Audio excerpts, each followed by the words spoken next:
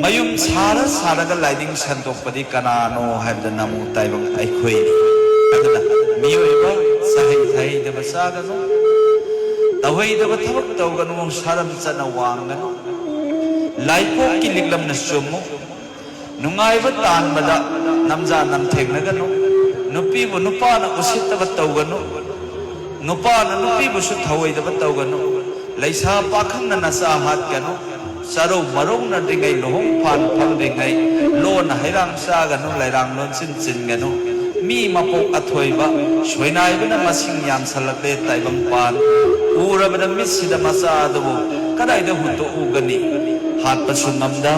soinai ba su ugum taw awa ba masing yami matam lai ba kibik ta namu taibang mi mapok mama oyu mapa oyu mama mapa ani duna lai oiraga nasa lai po amu po o lai po po pa duna yumnak sagai santo amadoi ni mi leitraga di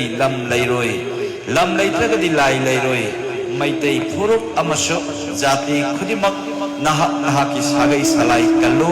mi mapo athoi bani mi bu thawai usita batawganu mi mamanyami nasa la e pibuk nungdam mitam gre hairaga thugai ning matam na thugai ba lokthok ning matam na lokthok ba tawganu nasa ha pa mama pa oiganu haujik lairen ko asumna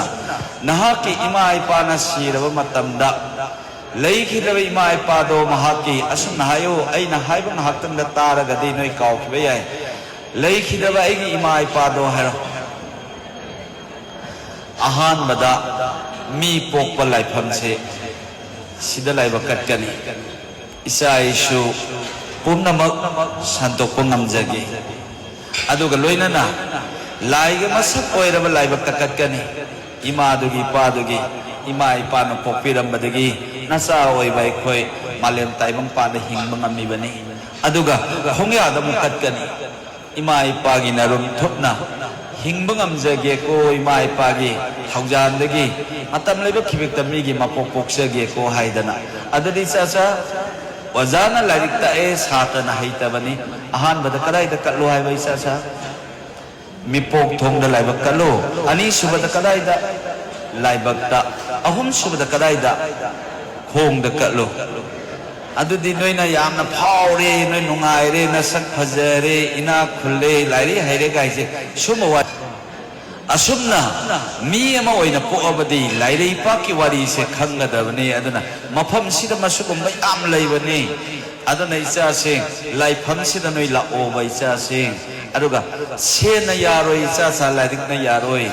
lai su na hingadabani lai po pa amasum laifam